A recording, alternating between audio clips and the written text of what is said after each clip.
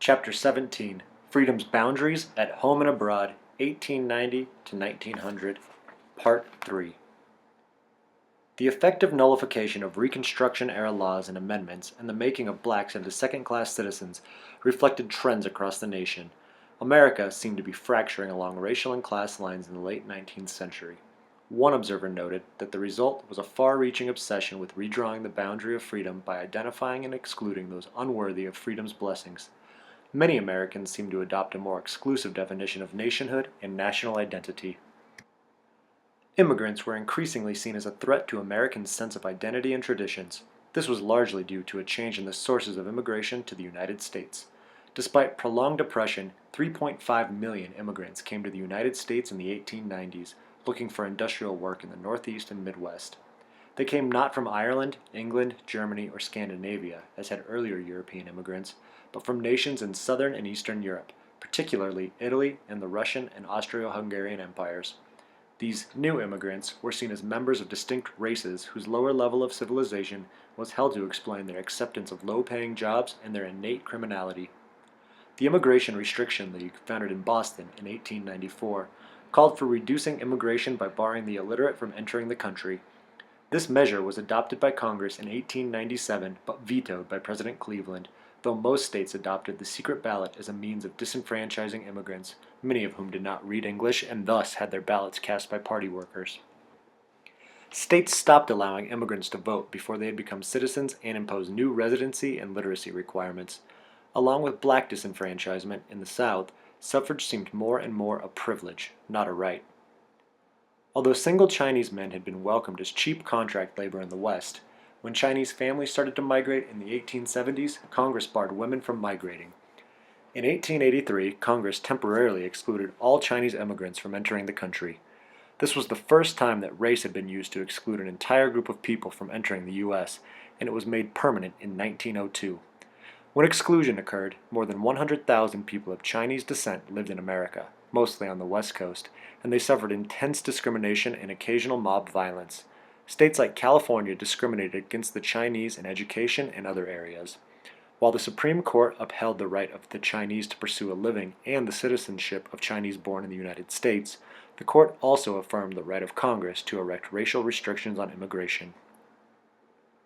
Social movements that helped to expand 19th century boundaries of freedom now revised their goals so that they could be achieved in the new economic and intellectual environment.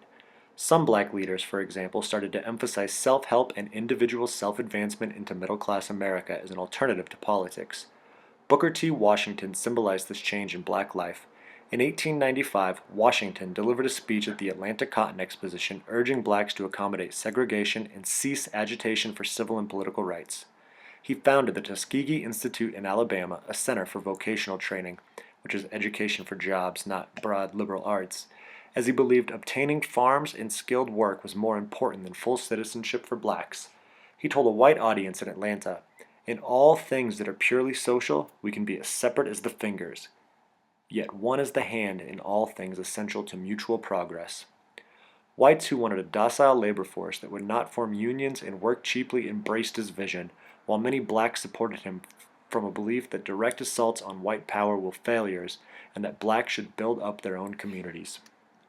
The dissolution of the Knights of Labor and the rise of the American Federation of Labor, the AFL, in the 1890s signaled in the labor movement a similar move away from broad reforms to more limited aims. Strikes like the Pullman strike seemed to show that direct confrontations with capital devastated workers' organizations. Unions, declared Samuel Gompers, the AFL's founder and longtime president, should avoid seeking economic independence, politics, or the utopian goals of groups like the Knights. Gompers and the AFL thought unions should simply bargain with employers for higher wages and better working conditions. Like Washington, Gompers used the language of the era's business culture. His strategy was known as business unionism.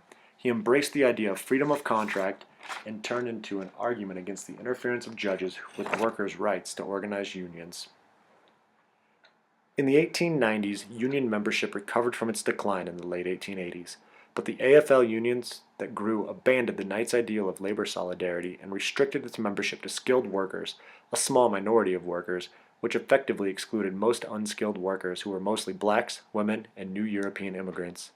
The AFL became strong in trades with highly skilled workers, like printing and construction, but was weak or non-existent in basic industries like steel or the factories that dominated the economy. Changes in the women's movement reflected the same expansion of activity and narrowing boundaries. The 1890s began what would be called the Women's Era, 3 decades in which women, though still denied the vote, had greater opportunities for economic independence and a role in public life. Nearly 5 million women worked for wages by 1900, and though most were young, unmarried, and worked in traditional women's jobs such as domestic service and garments, a new generation of college-educated women were taking better-paid white-collar jobs. Women also had more influence in politics and society through a number of new organizations, like the Women's Christian Temperance Union, founded in 1874, which moved from demanding prohibition laws to demanding comprehensive economic and political reform, including the vote. Yet, feminism in this period moved away from demanding equal rights to claims more in line with dominant racial and ethnic norms.